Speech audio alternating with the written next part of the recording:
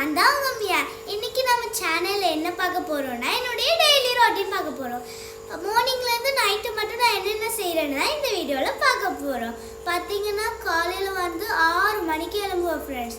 என் alarm அடிக்குதோ இல்லையோ, ஆனால் எங்கள் அம்மா வந்து லட்சுமியா எழும்பு அப்படின்னு சொல்லுவாங்க.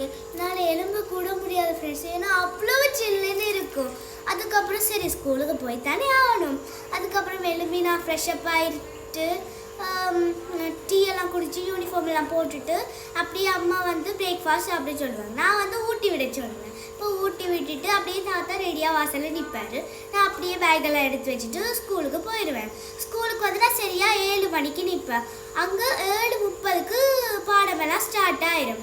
அங்கே சரி ஓகே எல்லாம் படிச்சுட்டு பேருந்து பிரேக் டைம் விடும் எங்களுக்கு. அந்த பிரேக் டைமில் நாங்கள்லாம் போய் நல்லா ஜாலியாக விளையாடுவோம் ஃப்ரெண்ட்ஸ். அதுக்கப்புறம் தாத்தா 1 மணி போல் வந்து நிற்பேன். அடுத்து நான் வெளியில் வரைக்க அப்படியே நான் கூட்டிக்கிட்டு வீட்டை வந்துடுவேன். அதுக்கப்புறம் நான் வந்து ஃப்ரெஷ்அப் ஆகிட்டு வந்து எல்லாம் முடிச்சுட்டு சாப்பாடெல்லாம் முடிச்சுட்டு தம்பியோட விளையாடுவேன். தம்பியோட விளையாடிட்டு கொஞ்ச நேரம் டிவி பார்த்துட்டு சரியாக 4 மணிக்கு டியூஷனுக்கு வெளிக்கிட்டு அங்கே போன உடனே 6 மணிக்கெல்லாம் டியூஷன் முடிஞ்சிடும். அப்படியே வீட்டை வந்தால் டயர்டாக வருவேன் ஃப்ரெண்ட்ஸ். அதனால அம்மம்மா வந்து ஸ்ட்ராங்காக ஒரு டீ போட்டு வச்சுருப்பா.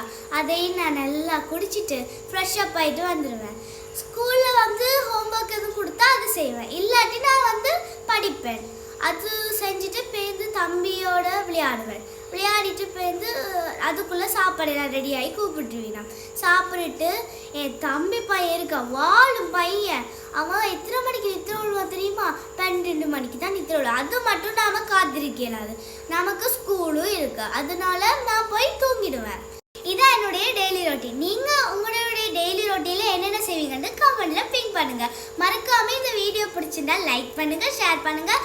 மறக்காமல் அந்த சப்ஸ்கிரைபையும் பண்ணி விட்டுருங்க, நான் ரொம்ப பாவம்ல. பை காய்ஸ், இன்னும் ஒரு வீடியோவில் பார்க்கலாம்.